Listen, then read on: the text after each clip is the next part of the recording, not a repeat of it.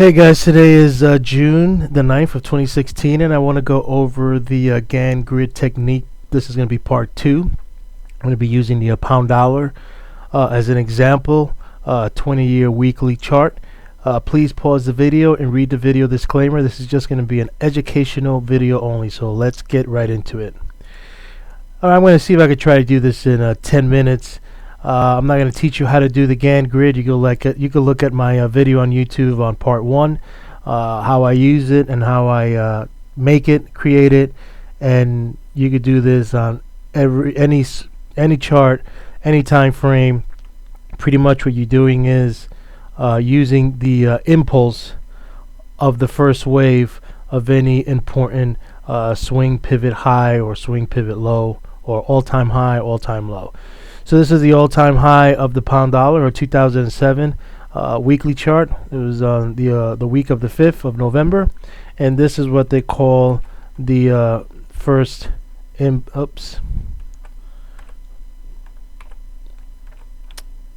let's see, hopefully I get it. First impulse right there.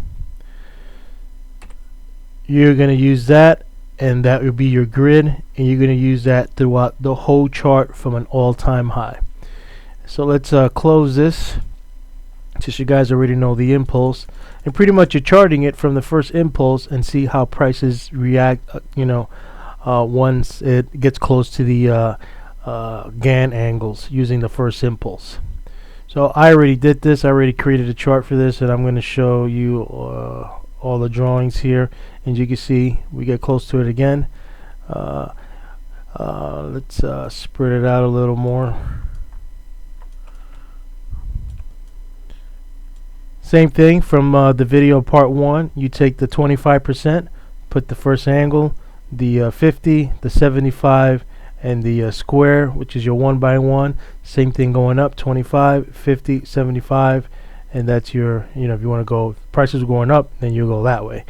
And once you do that, that's your square of the first impulse throughout the all-time high of the pound dollar, and then you look, close it, so kind of see what the pound has done, and you can see that it had a tough time right here at that 1 by 1. Shot across it, found resistance there. So if you're trading and this is where you're at, and now prices go up, and kisses that could be a potential short. And obviously you see that it went down, retested it, kind of went 2 weeks side by side, closed above it, and then just kind of trended higher, and it came back down. Same thing here, kissed it right there. That would be a nice short. So what the strategy is with these Gann angle is, the first time it kisses it, you'll short it, or you wait for it, this with some combination signals that you have, and you short it. It went back down, broke through it, came down, almost found support, shot back up, cracked right through it. You would short it, and you can see that over here never made it up there, and this is where we're at right now. So it's kind of like a no man's land between here, but it kind of really worked really good when it was closer to all these tighter angle grids from that first impulse. Then the next thing you want to do, you want to take, which I gave you guys as homework to do it, and I used the pound dollar, but you could use this on the Aussie, you could use it on the euro, you could use it on any chart you want. You would take the all-time high of the pound, and you would do a first wave, from here all the way down to there. That would be your first wave, and I already did that and created it and called it second wave, because this was your first wave from the all-time high. This is your second wave, and then you grid it out. You do the 25, 50, 75. This is your 1 by 1. In time, this would be your 25, 50, 75 in your second grid square, which would be the end of the 1 by 1 over here, but you will grid it over here angles. You will take it from this square, because from here this is all going to reflect into the future. So you put it here, put it there, put it there, and if you wanted to, you could expand it, but you will move that here. You would do it from either here or from down here, and shoot across and put your angles on your appropriate times, which is the blues, the green, blue, and then the end of the square. So you can see that from here, pound dollar, I'm not going to bore you, kind of chop between the 25 and the 337.5, almost kissed the 50, never made it, came right back down. And mind you, I use percentage levels. There's nothing wrong with using Fibonacci. I just like using percentage levels, and it's just easier for me because I could kind of, with my other calculations and things I use, the percentages make more sense than the Fibonacci levels. So we shot right back down, cut across here, chopped it around, trying to hold this 25%, which is at 54.16, crack right down, and this is where we at right now. This is the February 29th flow. First impulse failed at the 12.5, which is at 44.59, came back down, chopped around, hit the 75 in time, and shot up again. Put a high here of May 3rd, and just kind of chopped around. Looked like it was going to be, break down to the downside, but was the bear trap. Shot up again, failed new high, kind of chopped around, and you can see that we're doing a lot of wicks. There's like more wicks to the top than to the bottom, so it looks like we could break down more, but it's chopping right here at that 12.5%, which is at 44.59. So it's going to be an interesting level, and it's finding support. Sometimes pierces it a little bit, but then shoots back up. So this is getting really narrow, and let's see, June 23rd is where the side of the pound. London is going to stay in the euro or not. So let's see. I don't know what they're going to do, but it should be interesting. So that's the Gann grid on the bigger scale on a weekly chart with the impulse and just gridding it out that way. If we go down over here, what we got over here, let's see, that's that chart.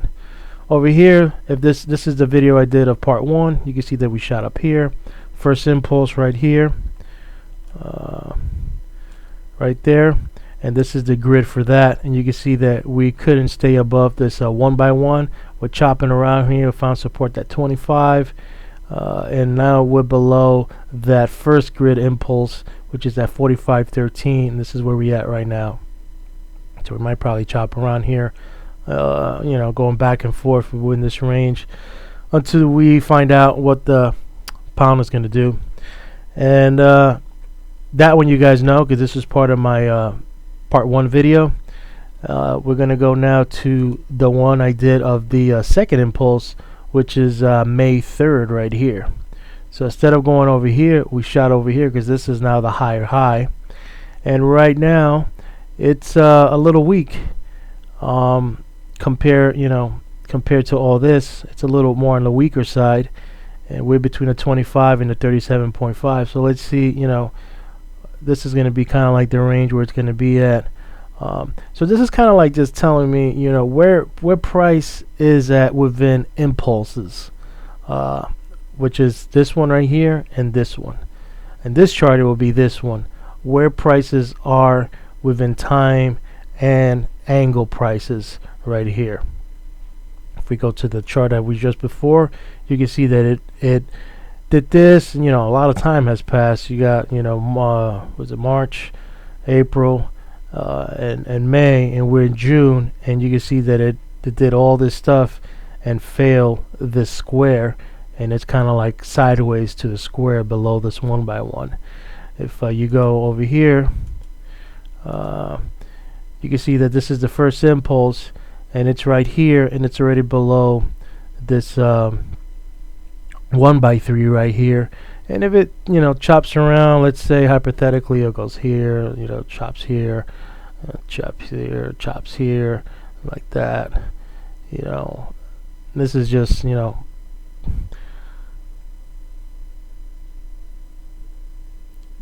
then you can see that it's getting weaker, because now you're already below the 1 by 1 on the grid of the second impulse.